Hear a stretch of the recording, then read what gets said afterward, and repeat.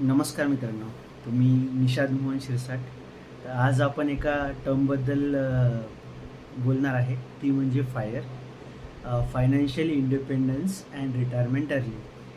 तर जनरली लोक वयाच्या 58व्या वर्षापर्यंत किंवा 60व्या वर्षापर्यंत काम करतात आणि त्याच्यानंतर रिटायर होतात.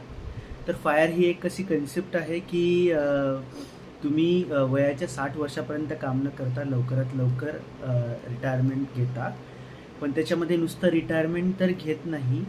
ते असं असतं की आपण रिटायर झाल्यानंतर पण आपलं पॅसिव्ह इन्कम चालू राहील.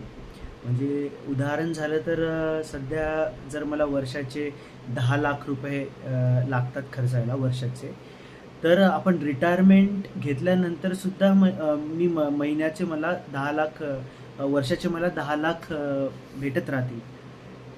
तर फायर कन्सेप्ट अशी आहे.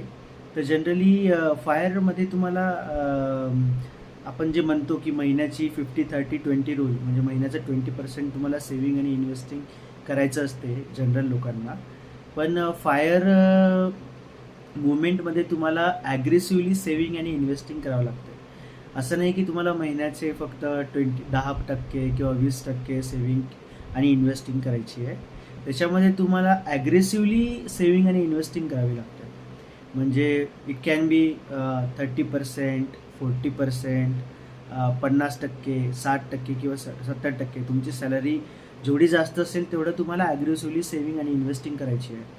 त्याच्यामध्ये आता तुम्हाला थोडंसं जर जास्त सॅलरी पण नसेल, एकदम कमी पण नसेल, म्हणजे आपण समजा मध्यमवर्गीय म्हणू, तर तुम्हाला थोडंसं त्याच्यामध्ये ड्रॉबॅक्स असा आहे की तुम्हाला तुमचं जी लाईफस्टाईल जगायची असते, जशी मध्यमवर्गीय लोकांची सॅलरी वाढते तसं महिन्याचे खर्च पण वाढतात, त्यांची लाईफस्टाईल तशी चेंज होते.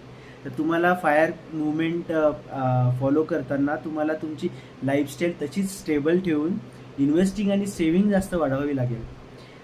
आणि ते तुम्ही तसा ॲप्रोच फॉलो करून लवकरात लवकर रिटायर होऊ शकता आणि फायनान्शियल इंडिपेंडन्स तुम्ही मिळवू शकता. म्हणजेच आर्थिक स्वातंत्र्य. आणि तुम्ही जे रिटायर होता ते लवकरात लवकर, म्हणजे 40 किंवा 45व्या वर्षी you can retire with this fire movement.